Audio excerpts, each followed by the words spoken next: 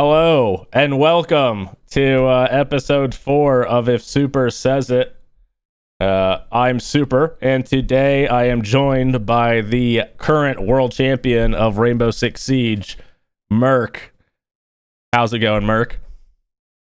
Going good. Going good.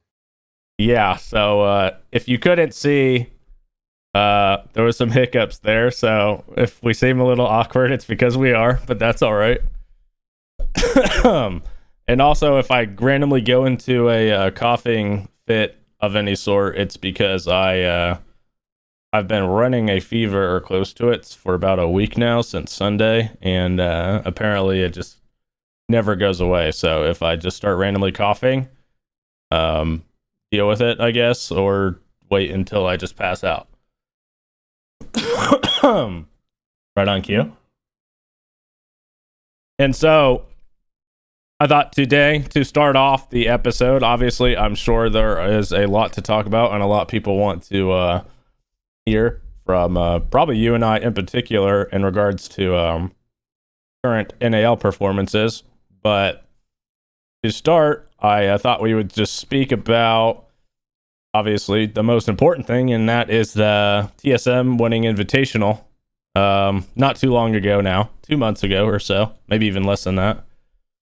And kind of the lead up to that, which, you know, I think it has been talked about, but I don't think necessarily you've talked about it very much. And in my opinion, you were the MVP of the tournament. I'm not sure. Did you get the MVP or did they give that to Achieved? I can't even remember. For CGG, they gave me the MVP, but like Rainbow gave Achieved. Mm-hmm. So, yeah, I mean, you both had really good tournaments, obviously. Your whole team played really well. I thought you were personally the MVP, just you had a ton of opening kills, but just in general, overall, great performance. I think it'd be hard to pick just, I guess, one MVP from your guys' performance there. Yeah. Yeah, Achieved turned up in like the last 3 matches and like just zoomed up the stat sheet. Yeah, he was definitely going nuclear there. Yeah. So before I get directly into Invitational, I wanted to kind of talk about how, because it's even actually coming into effect again here, kind of in NAL, but how you guys, after stage 3 ended of NAL last year, you barely missed out on qualifying for the Sweden major. So I think you guys finished 5th, and it came down to like the very last day, and you just were unable to secure the points. I think it came down to like you had to win a match and you guys didn't win it or something like that. And so we had to beat Exet in regulation, and we went 8-6. So and then we had to beat Mirage like outright, just in general, and then we lost. Mirage always coming to bite you in the ass, I guess. Yeah, but those guys got our number every split. Yeah, so I guess what I wanted to talk about there is, so, you know, being in that position where you could have essentially guaranteed your invite place, and then also, you know, that would have actually qualified you for the major and for US finals altogether. And then you were being put in the position where now not only were you not going to play in the major or US final, but you essentially, you know, were stuck at home watching this tournament unfold, where the fate of, you know, your team's placing in Invitational was kind of out of your hands. Was that a weird situation to be in? Was it hard to sit there? And then obviously we know what happened. Kind of, it got, I mean, props to Rogue, but they basically got the miracle placing they needed to kind of knock you guys out. And you know, almost all of the scenarios that could happen to push you guys out of that spot ended up happening. So as a team watching that happen, is that like a motivating factor for you? Just be like, okay, now we got to get back to work and grind these invite calls? Or is that just like, you know, we blew this and now we're have to go deal with this. We're like, yeah, we're the favorites to win this qualifier, but we're not. We still have to do it. Is it like frustration, or is it like motivation? Kind of having it taken out of your hands, and then kind of realizing that, yeah, you guys did maybe blow the opportunity a little bit there. Yeah. So when we lost NAL, we were like, well, it's not up to us anymore. Like, we still have like a really good chance of making it, but like we need to like fix our shit because like if it's up to someone else, it's not a good feeling. Mm-hmm. Like, so when we were watching the major where we needed Rogue or Team One, we needed Rogue to lose, and then we needed like Team One to win their game, and it went like perfectly. Like Sandbox somehow beats fucking Team One, and then Rogue's going up the Rogue literally makes playoffs, which we like was the only thing that we didn't need to happen. And so literally the stars aligned for everything else besides us, and we didn't make it. And so, I mean, while we were watching that, we kind of already assumed that that would happen because we have like bad luck when it comes to that. Like when we need a team to win, they lose, and when we need a team to lose, they win. Like Yeah. we already have pretty bad luck when it comes to that. So we kind of already like had it in our minds that like we were gonna start like practicing for the qualifier, and once we saw it, we are like, all right, guys, like we already knew this was gonna happen. Like it's time to get to work now, and it kind of just like motivated us in a way because like it put it back into like our hands, if that makes sense. Like even though like we would have made it if they didn't do good, like it also gave us a chance to prove ourselves again that we deserve to be there. Yeah, yeah, for sure. I definitely think it's kind of both. Like, it's frustrating that you did kind of, in a way, blow it, but at the same time, it's also like motivating where it's like, okay, now you got to kind of prove again, like, why everybody does think your team is so good, why everybody, really is kind of afraid to play you guys a lot of the time. I think it definitely serves kind of both purposes. Yeah. For your team, I know during like stage 3, in particular, there was a lot of talk about how people thought the TSM roles were kind of like, I don't know if I would say wrong, but they just seemed like a little backwards. I think at the time, like, Geo was playing the flank watch and Chala was playing hard breach, and I think there's even more to that. Was that something that you guys were planning on kind of correcting regardless for invite, or once it kind of didn't go your way stage 3, was that like, okay, this isn't working how we thought it would? Because the funny thing is like, people remember that period as like TSM's just getting like shit on, and it's like you guys got 5th place and literally had, it was in your own hands to make the major the last day. So it's not like you guys were just getting steamrolled or something. But was that something that you guys were planning on fixing anyway, or was it just kind of the results ended up pushing you towards, we need to kind of revert this back? Yeah. So in like the middle of the season, we weren't doing too hot, and we had decided like Achieved didn't want to be the IGL anymore because he said like he kind of like can't focus on his own game in some way, so he wanted to like kind of hand it off to someone else so he could try to like perfect his craft even more. And so in the middle of the season, we were kind of like, okay, well, who makes the most sense? Well, Geo, he's like he speaks like Spanish and English, like his main language is Spanish, so he has like, an accent and stuff, so it's kind of hard to it's not hard to understand him at all, like in call outs and stuff, but just like if he has to try to focus on talking more, that might be like Mm-hmm. a hindrance to him. So we decided like, okay, Chala is like the next best up because he's already kind of like played that support role before, and like it makes sense just to throw Chala on it. And so we had put Chala on it, and then we had put Chala on Thermite because how's he gonna call from flank? Yeah. So we had put Chala on Thermite, and then we had switched Geo to flank because they had already played both positions before in the past. When we first picked up Geo, he was our flank watch and stuff. So in our heads, it made the most sense just to swap Geo and Chala, and then Chala can start calling, and then Achieve can still call, but he just wants to mainly focus on like what he's doing anyway. and it just took a little while for it to get going, and it just didn't end up working out how we thought it would.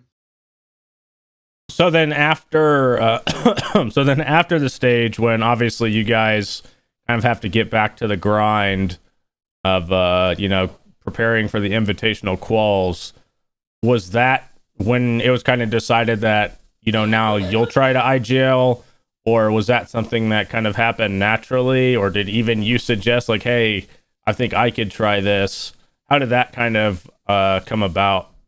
Yeah, so we had when we had lost to like SSG or something, that's when we like went back to the house and had a talk, and we were like, we really feel like the IGLing is just like the issue right now. Like we feel like people are not being put in like the right positions, and like the executes aren't being called and stuff like that, and it's like costing us crucial rounds. And so I had mentioned like I could like, since me and Achieved are kind of like the main voices on the team, where we had like, even when I was on main entry, I would say like, yo, this is clear, we can hit this, like let's do this. And like it kind of just made sense for me as like another voice to just do it. And I had like brought it up like after we had lost a match, and I had brought it up to like Pojo and Data. It's like, yo, I'll hop on Thermite and like I'll just start calling this stuff. Like it's natural to me to just tell them like what to do anyways, in those positions and stuff. And they were like, nah, it's like too big of a change for you to like hop on a whole different role and like be IGLing, and we still have a couple games left, and like we just gotta fix this and now and then worry about it after. So after the season, when we had lost and we didn't make invite, we had kind of brought up that conversation again, and that's when we started like trying it with me IGLing on like a flex role more as like entry. Like we had swapped Bo to main entry since he did really fine at Mexico. He didn't really have issues with it. Obviously, like it's different because I wasn't there, but Mm-hmm. he did fine on main entry. And then I was gonna be just like the person who would like six pick every round and just like bring whatever I thought would help the round, and then like they would still stick their roles. And it just I think like the flex position is just pretty like, it's like makes the most sense for the IGL to be on, just so they can like, if they think of something they can just hop on it instead of like trying to think of something and then have someone else figure out what you're thinking in a way. So we started scrimming and we tried it out, and scrims was growing good, and we were coming up with new strats with like gotcha, and we ended up winning out the quals because of it and stuff like that. So for stage 3 was, because I know obviously it was just like a rumor at the time, but after stage 2 Mexico, and then you were unable to participate in the tournament because I believe you had COVID. And obviously it was rumored that the team had decided to bench you and look for a replacement, and then obviously you came back onto the roster when I guess it was decided they were unable to replace you, which I think at the time even everybody kind of thought that was silly to try to replace you. Was that kind of the start of the team searching for like a different identity in terms of of the roles, or do you think that was just something that happened regardless of the the rumored like attempted roster change situation? So like with that roster move, I think it was kind of like back when we were going to events, like TSM told us that we should get like vaccinated and stuff, and like I was kind of against the vaccine and like didn't want to get vaccinated at the time, Mm-hmm. and I ended up catching COVID, and they kind of saw that as like, okay, if he's not gonna like get the vaccine, he's not gonna like be able to come with events, like come with us to events if he's gonna get COVID. And like I think that was like a main reason on why they wanted to look for someone else who was like willing to get the vaccine. And then I ended up just like saying, you know what, like I'll just get it. Like if I can go to events and get the vaccine, like I don't really care what Right. happens with it afterwards. So uh when they got back and they had I had discussed like with TSM being benched, like I had told them a day after, like I'm gonna decide to like get the vaccine and like just make sure that I can go to events and play with you guys. And like it was kind of like on me that I hadn't done that sooner, because if I did get the vaccine and all that stuff sooner, I probably wouldn't have caught COVID, and I would have been able to go to Mexico. And I think that's kind of so interesting though, because like even if you look at, I think Intero right now, I know Intero is like triple vaccinated. He just yeah, caught COVID.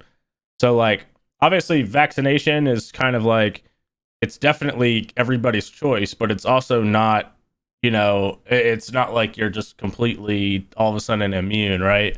So I do think like blaming, okay, you got sick because you didn't have the vaccine, that just shows that you don't care. It's not necessarily true because you could get sick and still have the vaccine. So I think you're entitled to your own choice, and I oh kind of yeah, see both sides of it though there.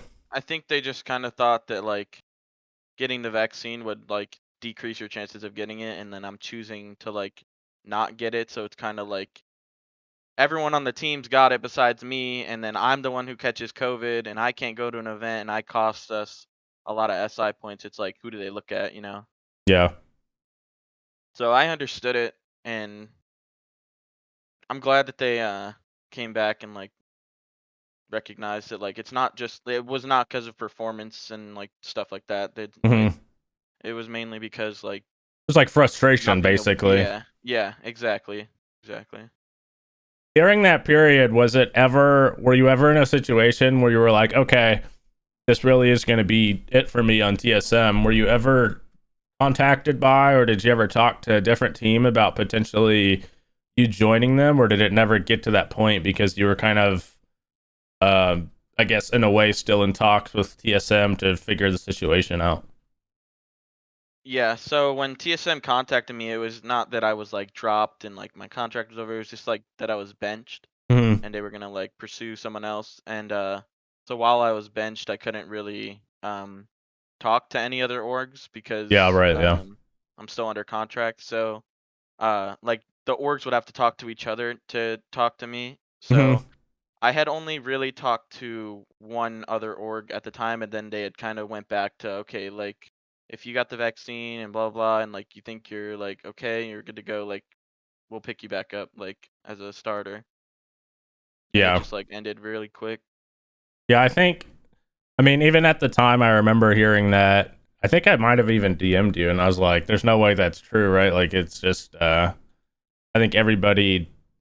I mean, especially now after the invite and everything, but I think everybody's always seen you as one of the most talented players for NA and for a while now. So that was just like a really surprising thing to hear. I think everybody thought it was just essentially a move out of frustration from what had Yeah, happened at Mexico. But yeah, so now going kind of back into what we were talking about in regards to the invite quals and everything. So after you guys, well, actually during invitational quals, I believe you guys had brought in Gotcha kind of as like a third coach to help the team, and I know he had been a coach with TSM before.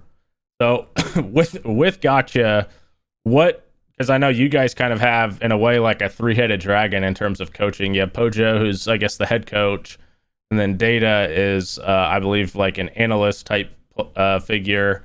And I think Gotcha. I obviously I don't know, but I would probably classify Gotcha as more of like a strategic coach. Is that kind of how yeah, you would put it? yeah, yeah. Pojo's kind of like the one who works with data and like comes up with new strats and like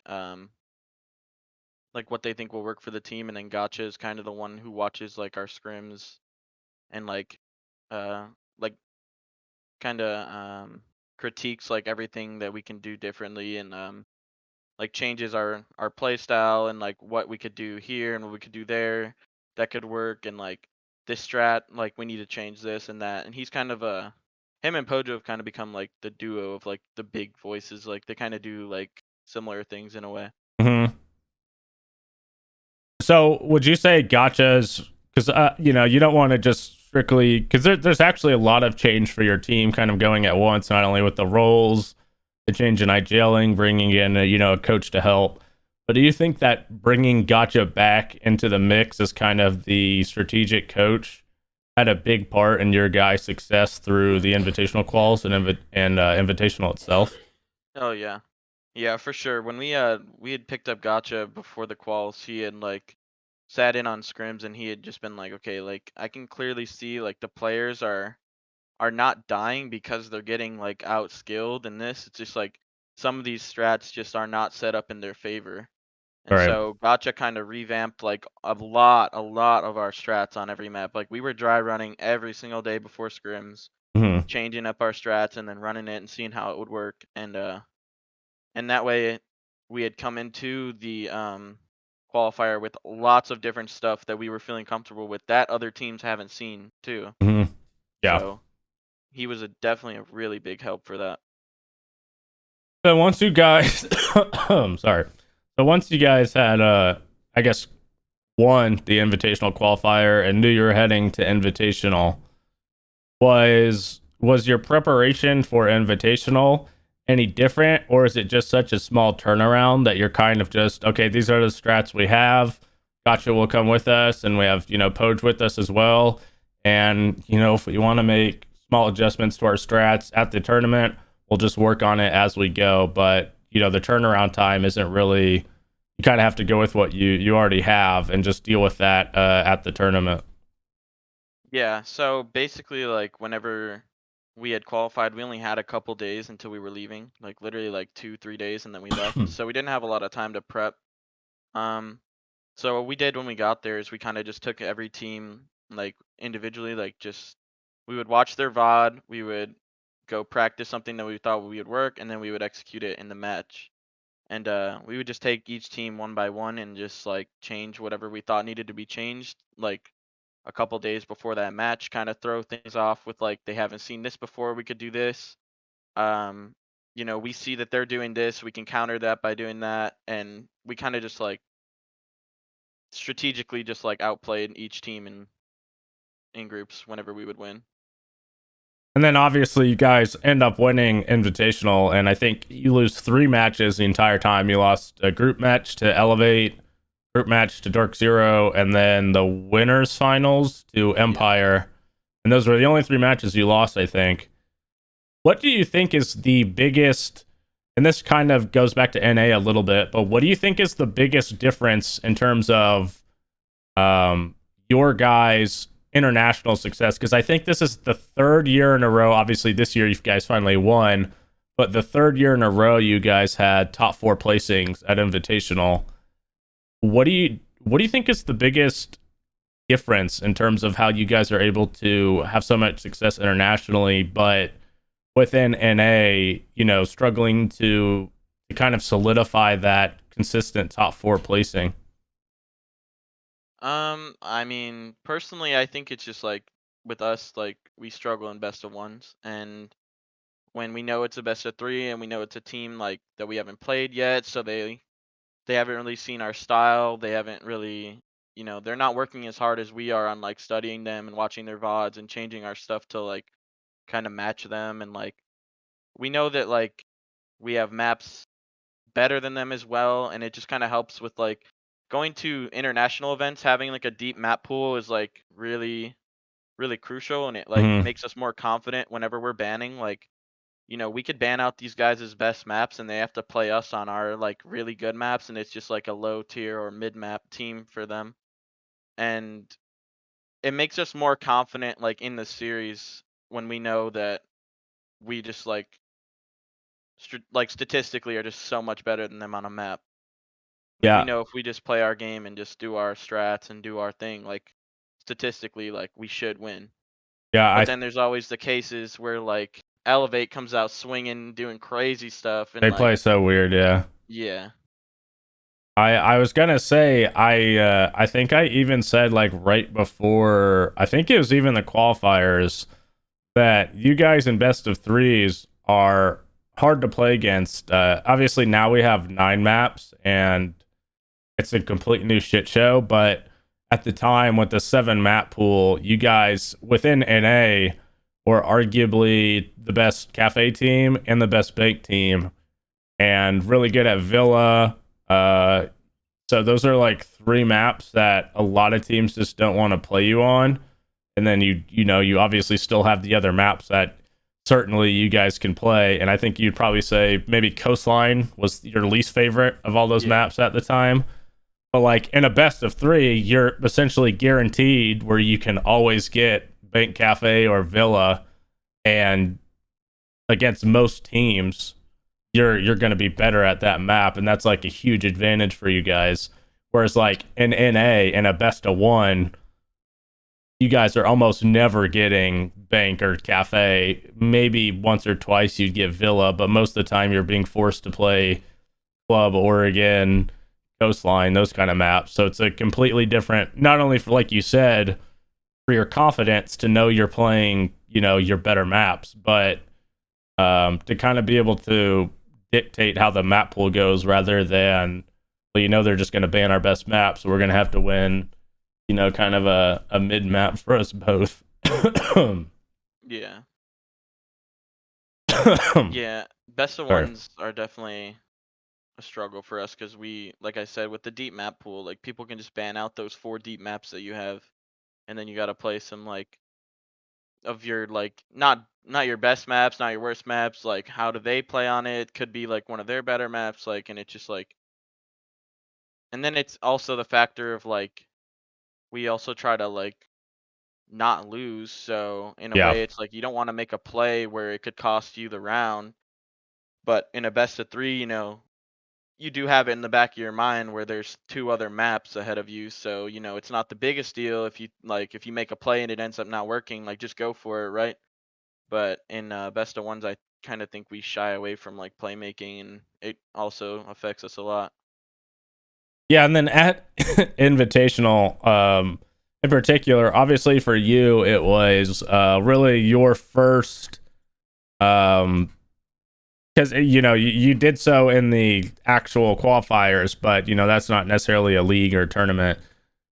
At Invitational was your first time like actually IGLing, especially at something like that, and you ended up going, plus more than plus 50, plus 32 or something on entry with like over 90 entry engagements. And you've always been a person who has, pretty good stats, and you're always kind of in the thick of it. But that was like, honestly, and you're even continuing, even though TSM right now is not, playing exactly to like the top level, you're still carrying over kind of that performance where you yourself are playing like statistically excellent.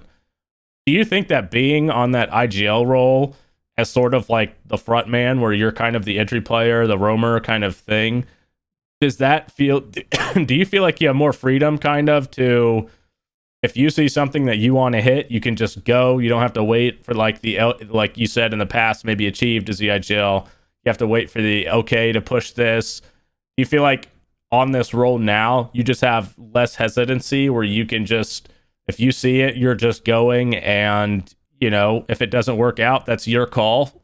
Whereas in the past, maybe you missed the opportunity because you're waiting for like somebody to A-OK the chance for you to push. Yeah. Yeah, so it kind of helps with like me, it makes me like sit back and like kind of recognize where everyone is and like what positions they're in, and obviously we don't just like hop into a match and I just like create shit in my head. I'm not like, okay, you're gonna go there, you're gonna go there, you're gonna go there. It's like we already have like our base kind of strats dry ran out, and it's kind of like, Right. okay, we're gonna do this strat, but then like when we get here we could switch it up and do this, or so for me, switching onto that, it kind of slowed me down and like made me be able to see like where people are, and that also kind of sets up more plays because if I see something and I know that like Bolo's gonna be there and Achieve's gonna be over there, and I can say, okay, like we could do this right now, or we could hit this, or we could, nade this guy, or do this or that, and I can cut this guy off, and it kind of just helps with me, like being in a position on the flex roll on like the an operator that I can still shoot with, but an operator where I don't have to run in and take map control. Being able to see like where my teammates are kind of enables me to like make a play off of them in a way. Yeah, I think something you said there is honestly a way I also kind of approach it, where it's like, obviously going into a round, you kind of always have your practice like default stuff, like what the end goal of a take is, right? Like where your main goal to execute is, where you're trying to push, right?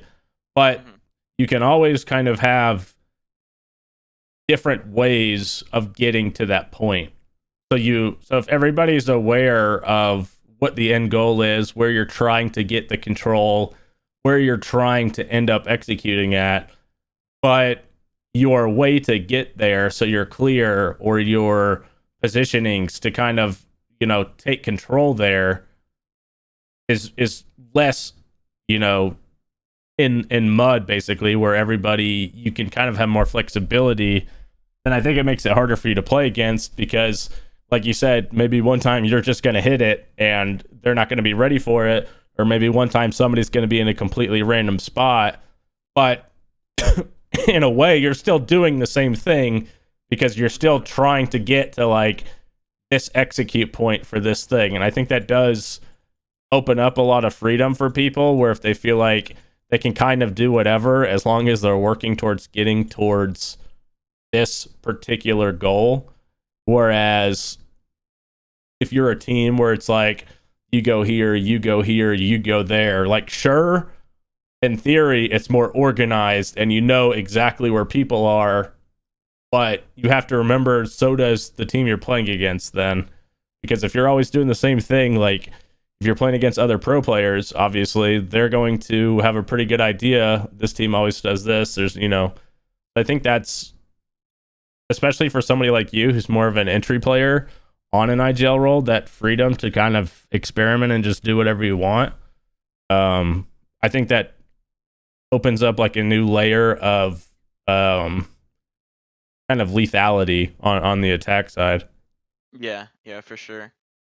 With like for instance, like on certain maps, if we see like one guy's roaming in a spot and he's gonna give it up and he's just gonna be there to waste our time, like I can be the person to either cut him off and send 3 dogs at him, or I can be one of the dogs and have someone else cut him off, and like it just kind of gives me the option to either, and I don't want to say this in like a cocky way, like either like take care of something like myself or like have the team help me take care of it or I help them take care of it. It's like any issues that we come across on the round, we kind of like just immediately like think of what's the best way to like deal with this guy. Or if there's a solo roamer, like, yo, let's 5-man go get this guy. Like he's got no clue we're coming down here for him. Yeah. And then we rotate back up. We already got our pick.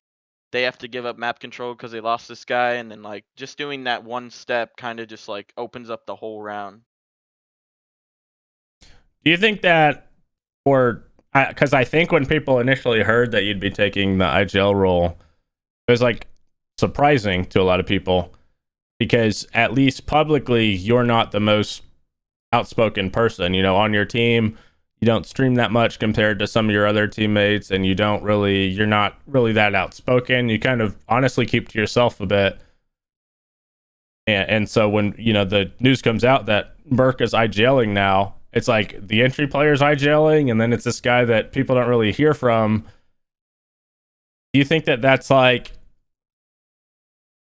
do you think the initial reception to you IGLing is way different now, where it's like, I think when people heard about it, they're like, what? Merc is IGLing? And now, like, after Invitational, it's like, is this guy the best IGL in the game? Is this guy crazy? Like, no, yeah. It definitely didn't make sense from an outside point, like, because as an entry, like, you're supposed to be the guy with no brain who just runs in and takes a fight and hopefully you win it, like, but I also like to think that in my entries, I was also kind of thinking more than the other players were. Like, I would try to like when you see me get aggressive and you think, oh, he just ran in and made a play, like I kind of like always made sure that it was like a good time or like I would think it out before I would do it. And I'm also kind of just like different with my team and like our team setting. Like I'm not yeah. like the same person who I am on social media or if you see me in like an interview or like I don't like I get more comfortable with people the more I'm around them and the more I talk to them obviously. So it's like with them like I'm really talkative and really like open and really creative with ideas and things like that. But like when I stream, like you might not hear me talking in rank because I don't know half the people I'm playing with or like, you know, I'm playing with different pro players and I don't really know them too good, so there's not really much to talk about. I'll just give like a call out, or same with like FPL. I don't really like have a relation with all these people, so I just kind of play the game. Right. But Yeah. with like the team, I'm definitely like a different person around like the team setting. So I understand why it didn't make sense as an outside point of view, but I mean, we kind of proved that it makes a lot of sense in the end. No, I mean, definitely. I mean, you can even look at the impact it had on your own performance and say it makes sense because you're just playing way more comfortable on the role. So I think if anything, that shows that it's a role that you're kind of naturally fit to, which I think is actually interesting because from an outside point of view, I think most fans when they hear like the entry player for any team, not just for you, that guy is kind of just like brainless in a way. Like that guy's Yeah, just like, all aim, no yeah, brain, that's just just the running in. Yeah, that's just the maniac with like insane that's the reaction stereotype. time. And that guy just he's entry because he doesn't give a shit, and he's just gonna like run into the room and like take the fights and hopefully he wins them. But like, I think it's interesting to hear you kind of talk about it, where it's like, yeah, you will run in the room, but there's a lot more thought to like when you're running in the room than just like the guy here, run at him. Like, I, Yeah, I think that's something that lower like tier 2 players, tier 3 players, up and coming players have to understand is that I guess if you are playing that entry role, there's more into it than just like see person go kill person. Like yeah. there is a deeper understanding to playing around the team doing it or waiting for the right Yeah. opportunity to do it. I also, when I was entering, like, I kind of would think of like what the other team is gonna try to do to stop me. Like, if I were in their scenario, like, say for Oregon, for instance, like if I'm gonna push this guy's security, like I know that there's gonna be some help either from Z or from Green or from Freezer Stairs. So I would like say I would face check, Green right before I swing the door, or I would have someone drone Freezer, then I would push as they drone it. So if he shoots the drone, I can trade it. If like there's a lot of like thoughts on how, like, if I see someone's setup, I'm gonna think of like how they're gonna want to play it and how I can just like input myself in there where it'll hurt them. Like if they don't have a green player but they have like someone on Z or Freezer side, I can really just like bolt into the pillar on kitchen and peek that guy and then take the fight with the Freezer guy. Like you kind of think like a step or two ahead in a way. Like once I get in there, Mhm. when I win this fight, I'm gonna do this next, and it like people just think like, oh, he's going crazy, he's peeking everything, he's like, but like, but in my mind, I'm like, okay, I run in, I kill this guy, I'm gonna look here because his teammate's gonna swing for the trade, and like, oh, Merc gets a 2-piece, like, must have had a drone on that guy or something. Like, it's kind of just a stereotype that like most entries just run in and die, because we will run in and die if we need to. If like if there's a room that needs to be cleared and they're stalling time and they're taking our Somebody time and has to, our, yeah. yeah, someone's got to do it. So I'll send it in, and if I don't win the fight, get my trade, you got the control, boom. Like, but there's also a lot more thought that comes into doing things like that. Like if you ask Fultz, he's not gonna be like brainless and say, yeah, I just run in. Like Yeah. you can tell when an entry player is really good if you actually kind of talk to them and ask them like what their thought process is during the rounds. Like it's very detailed on what they think. Do you think this was something that um kind of came naturally to you, or is this something that you gained with the more experience you had playing? Because I think for you, the first time you played competitive was the CL season with like EGAG, and that was like one of the better CL seasons ever, I think. And then right after that, you were like in Pro League for the past 3 years now, 4 years now.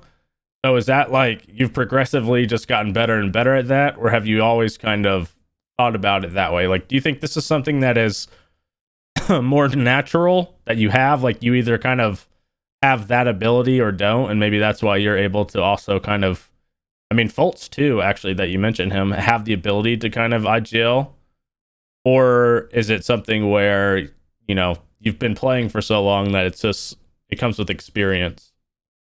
Yeah, no, I think it mainly, like, anyone can have anything. It's not like sure, like you could have like gifted aim and stuff like that, but you could still play the round exactly out how I could if you were to like be. I'll just say like I crafted my skills around that just by starting out like how I did. Like I played on Xbox. I always picked like Ash and Jaeger. I kind of always like wanted to be like the first one in. Mm-hmm. I was like, and like I kind of just like learned Siege in that way. And so compared to like say Pojo, who like when he learned Siege, his Siege was like, how am I gonna plant this bomb? Like, how am I gonna open this wall? But like for me, my Siege is like, how am I gonna take this room? Like, how am I gonna kill this guy? So like our sieges are just different Yeah. than others, and I think that's definitely like a big thing that helps people think differently. And I think that's why I'm like so good at entering and so good at like roaming is because that's all I've done. Mm-hmm. And I've Yeah. tried to just perfect it in a way.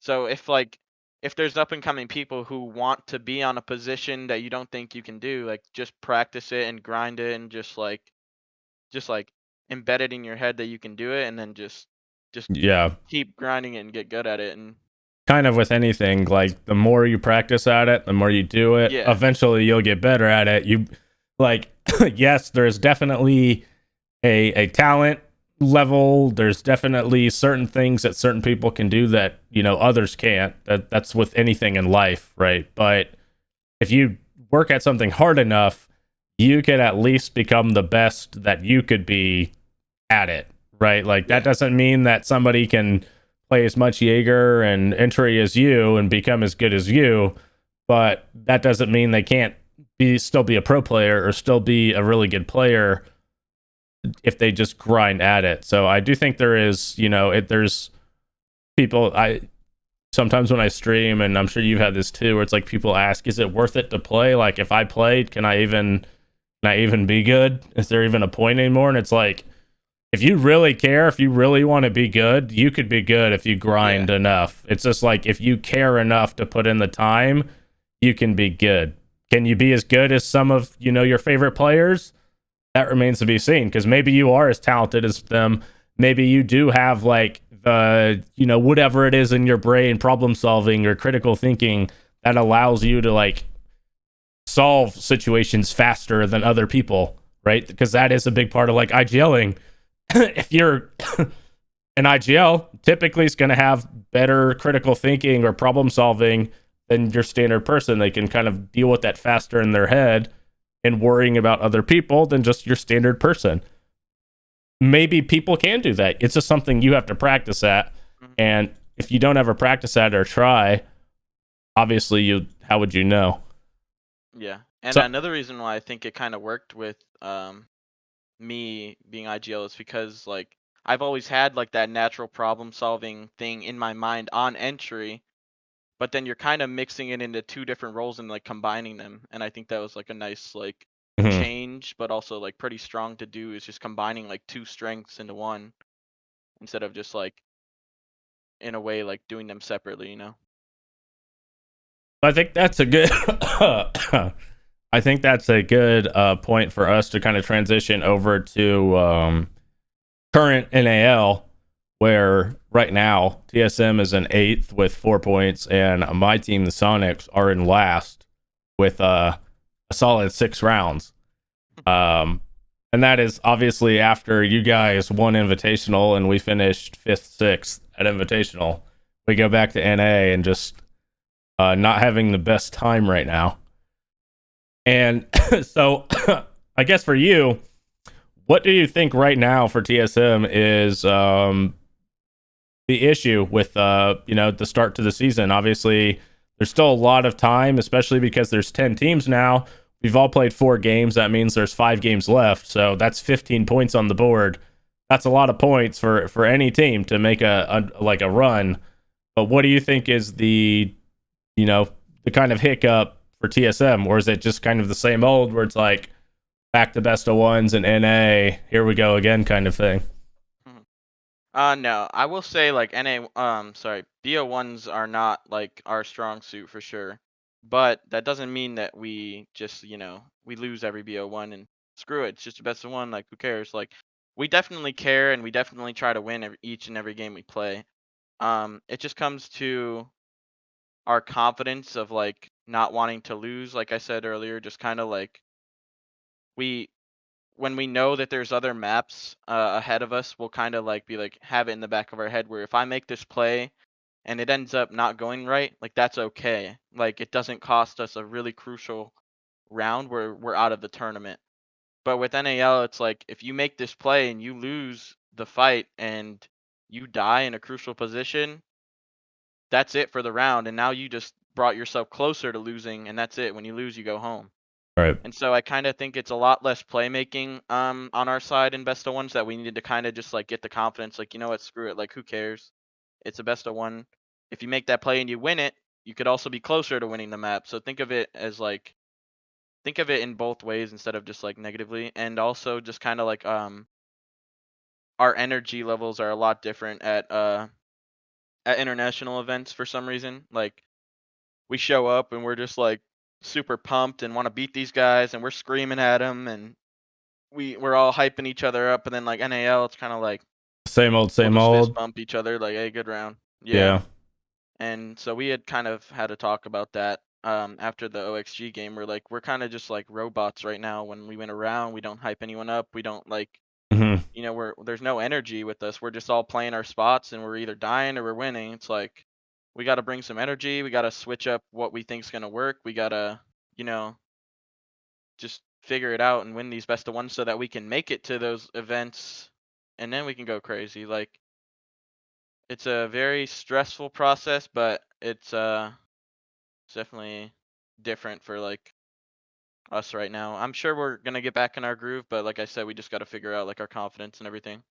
Yeah, I think we're honestly having kind of the same issue where I feel like naturally our team is very energetic. Obviously, we built a reputation. To be honest, it was mainly just stage one of last year, where it's like, a lot of trash talk, everybody's getting like really hype, and then we kind of brought that back at Invitational. But yeah, I think even for us right now, we do feel like we're just showing up like very robotic, not a lot of energy. And in a way, you wonder, like, because we've had to talk about it too, and it's like, yeah, we're not playing at Invitational anymore. We're not playing NAL finals. We're not playing the major.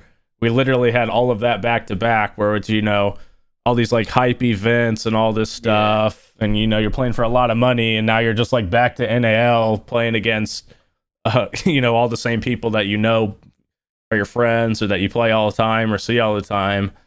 And it does feel like a different energy where it's like,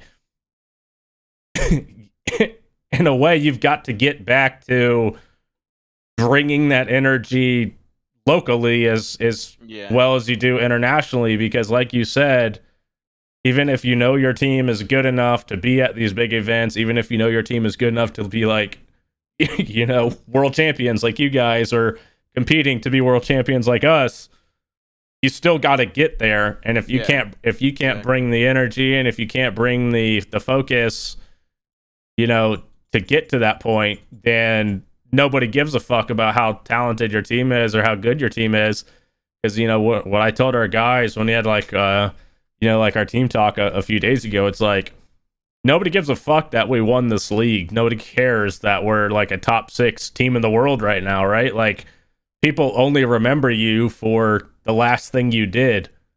And right now, what do they remember us for? We're fucking 0-4. TSM's 1-3. Like, they don't give a fuck what you did then. They give a fuck what you're doing now.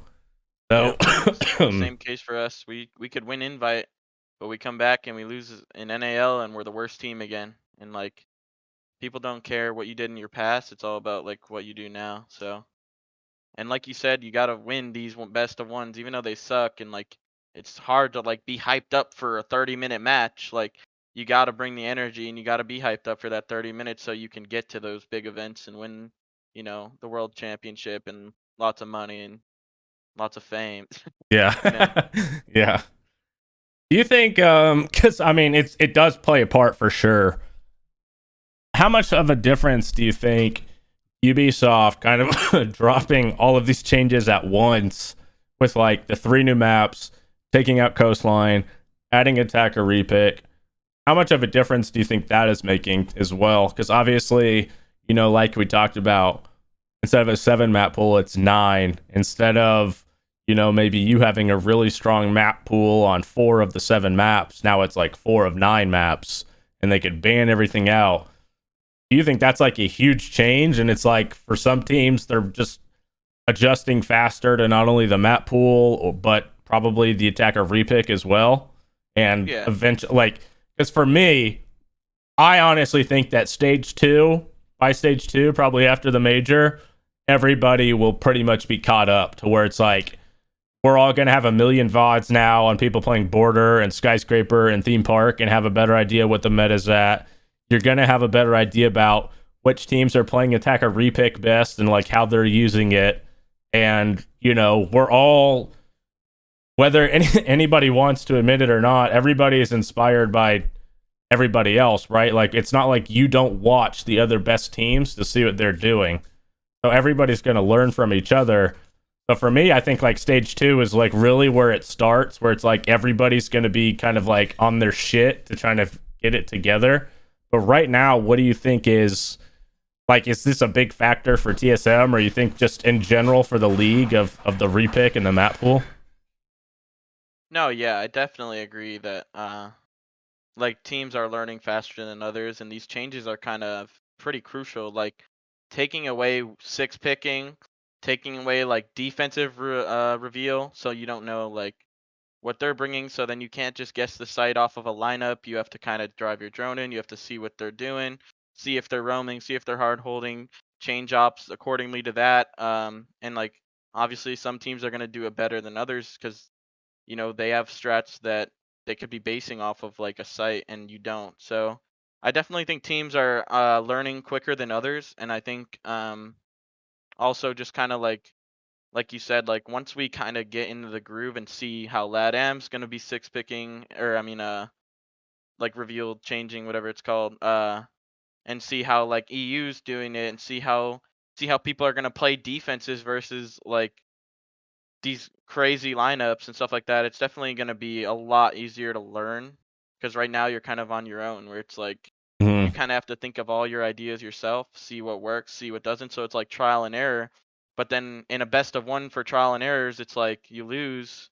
Well, there's your error. Now let's like go see if what works again. And then people think you're just like terrible all of a sudden. But it's like when all this new stuff comes out, it's trial and error. You're kind of trying to try new strats to see if it's going to work with the new repick, and you're trying different maps to see if this can be one of your stronger maps, if it's going to be one of your weaker maps, if like you're trying everything just to see what works before you get to one of those events and you find out it doesn't. So Yeah, people really don't know how to judge like NAL teams. Like for instance, for the Sonics, like I know you guys are a good team, and I know like there's lots of potential on that team, and I don't think that you guys are a 10th place caliber team. But say right now you guys are trying stuff and it's just not working out.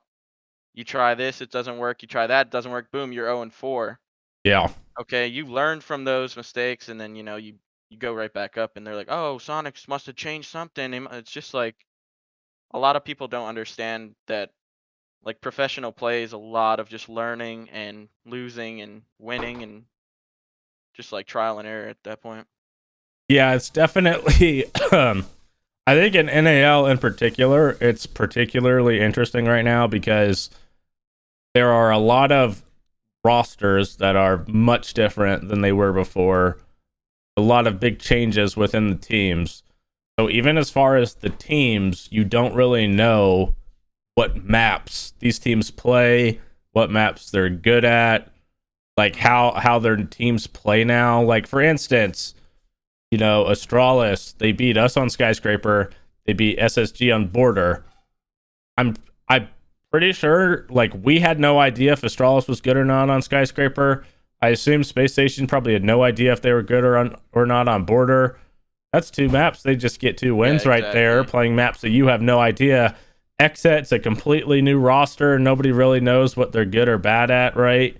And it's kind of the same with all these teams. Like Mirage, you guys took them to Theme Park. Mirage apparently are not that bad at Theme Park, right? It's clearly a map that they could play. People just have no fucking idea what maps teams are good at. OXG right now, obviously they have the same core, but they brought in Newers and Dream, who obviously play a bit different than Kino and Yogg, and maybe that makes them better at some maps and worse at some maps, but nobody really knows until you play them. And then Beast Coast, same thing. Beast Coast is essentially a completely different team. You don't know what you're dealing with until you play them.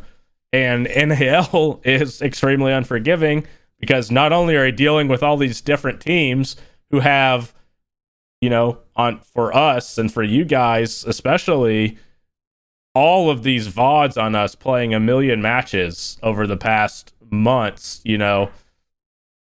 there's, I think from Invitational, you guys played 25 maps, we played 20. From NAL Finals, we played another 4 maps or whatever it may be. From the Major, we played another 8 maps, whatever the fuck. There's unlimited maps on you when you're going into matches against teams who have maybe none. And then you're, coupling that with having to deal with repick and stuff. It's just very unforgiving because, like you said, in a best of one, if you're trying to learn stuff, if you're trying to try some stuff out, doesn't go your way here, okay, you play the next game, that match doesn't go your way, all of a sudden you're 0-2, you come back the next week, but now your team is kind of like, what's wrong, we're 0-2, and then start spiraling a little bit where you're showing up to matches almost, rather than being the team that expects to win, you expect to lose, and you just kind of have to battle against yourself a little bit to overcome it.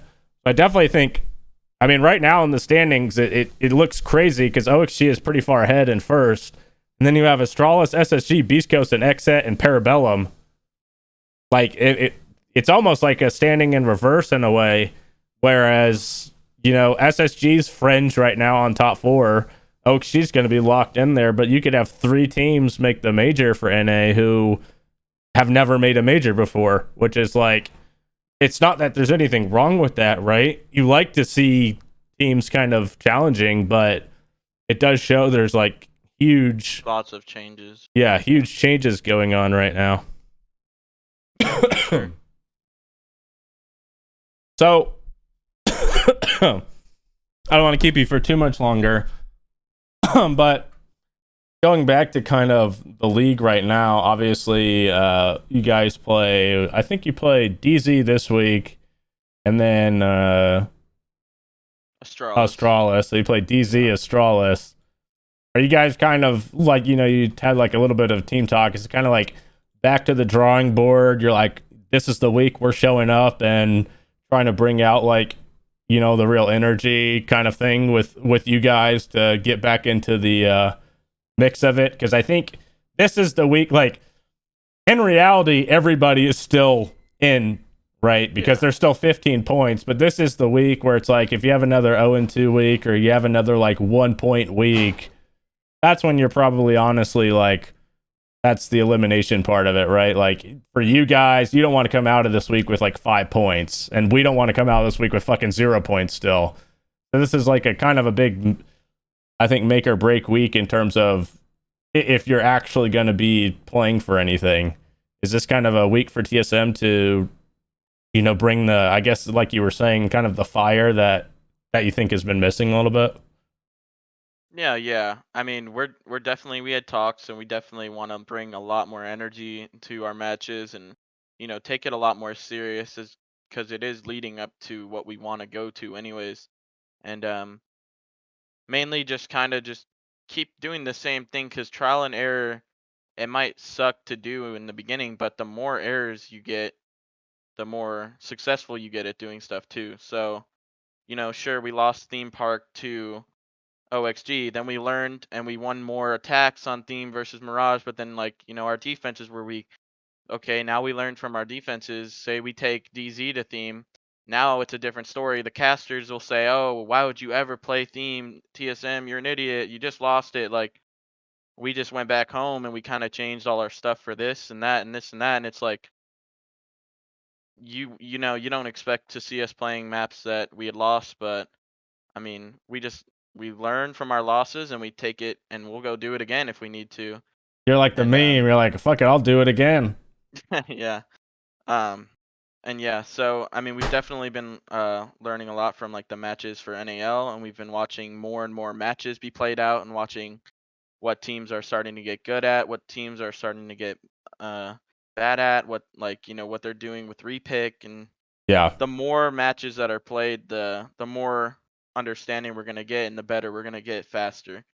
So definitely this week is gonna be a big week for us. If we go out and win both these matches, we'll be pretty well set, I would say. And same with you guys, even 6 points off of what do we have right now? 4. Yeah, 4. Or there's Yeah. like a couple teams that are tied for like 5th with like 5 or 6. So you guys get 6 points, you're right up there again with the pack. Yeah. So this is definitely a crucial week for everybody, and I think that I think we're ready for it. I think we just need to come out with confidence and come out with energy and just play our game for sure. Yeah, I think this week will be an interesting week of Rainbow for NA, and I agree with what you said too. I do think just the longer it goes on, not only for this stage but for the year in general, yeah, the more prepared, the better teams are going to start looking, because everybody's going to start to get the better idea of repick and what kind of the meta is in terms of strats and stuff like that right now, or NA right now, because I think we've kind of covered where our teams are kind of sitting at the moment.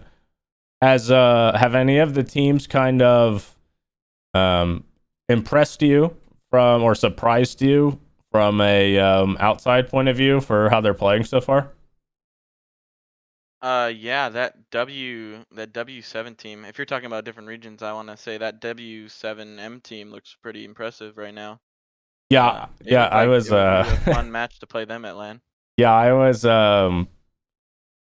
for those who don't know, if you don't follow all the regions, W7M is a the first placed Brazilian team right now, and I think they were like fringe being relegated even last year. They were like ninth place or something, and I think they're undefeated at the moment. And every And they've win they beaten some have, pretty strong teams too. yeah, they're undefeated, and all of their wins were against all of the LATAM invite teams. So they beat all 4. They beat Liquid Phase, Furia, and it was Liquid. MIBR. Yeah, MIBR. So they literally like ran the gauntlet against all the invite teams for Brazil and went undefeated. And then today, while we were doing this podcast, they won against Black Dragons 7-4 on Cafe.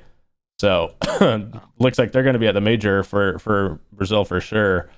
And I think the thing that's really interesting to me, because I was like watching them and I was like, how are these guys so good? Like I was watching them play Chalet, and they literally they have like 3 or 4 reinforcements left every round. Like they don't even reinforce everything. They do like the basic minimum reinforcements, and then they just go like run around and like just fight you all over the map. So Yeah. So in my head, I'm like, okay, is this where like the meta is heading? Where it's like, you don't with repick, teams are gonna have pretty much, because I think one thing we've seen right now, which I think is actually interesting, is outside of a few like kind of really pocket takes, like for example against us, Beast Coast ran like a glass take, but outside of like those like really one-off kind of things, it's not like you're seeing a bunch of crazy attacks necessarily. Like it's more so just that every team is, or the teams that are handling attack or repick right now well, are bringing pretty much like the optimal lineups depending on whatever site you go to. So they're able to kind of have perfect attacks against whatever you're doing. So yeah, it makes it easier for teams, because like say they didn't know you were like doing this setup, and then they don't have a Mav, so then they have to problem solve and go around that thing that they didn't have to deal with, and now instead they're like, oh, just bring Mav, and it's like it makes it so much easier for a lot of teams to just like do shit more perfectly. So for like W7M, I almost wonder if they're like ahead of meta, because they're like, just watching them on defense, they're just honestly not very concerned about strategy, and they're more concerned about just like their goal essentially is to cut the man count. They want it like 3v3, 2v2 by like a minute and a half left in the round. Like every time on defense, like They literally want to press your shit and just try to trade it down to like 3v3s and play it from there because they think they have a better chance at winning defenses in 3v3s and stuff like that than they do like letting you have your perfect attack in a 5v5. And if you think about it, it makes a lot of sense. No, yeah, it does. I saw some crazy fucking stat against them. And it was like hard to believe. Like, I don't even know how it's possible. So on Chalet in Brazil, they played MIBR on Chalet, 6-0'd them on defense. They played Furia on Chalet. They were down 0-6. Then they won 6 defenses in a row and the overtime defenses. So they won at one point like 14 defenses in a row on Chalet against MIBR and Furia, which is like fucking like, it's Chalet. Like, that just seems insane. And you watch their game and it's like, okay, like, what are they doing that's so good? Like, these guys have to have some like amazing strategy where it's unbeatable. And it's literally like these guys have 5 reinforcements in their pocket and they're like fucking just challenging you, jumping out a canine window and shit. And it's like, okay, I mean, is this where the meta's going to head after another month or two? And people see, like, what I think might happen is, you know, the regions right now, we're all kind of playing our way, whatever. NA plays their way, whatever. You go to the major and let's say W7M win the major or something and they're playing like maniacs. Stage 2, everybody's going to just be fucking like sending it because that's when it matters, right? Whoever wins the majors, whoever wins the first major, kind of everybody copies that. Stages, yep.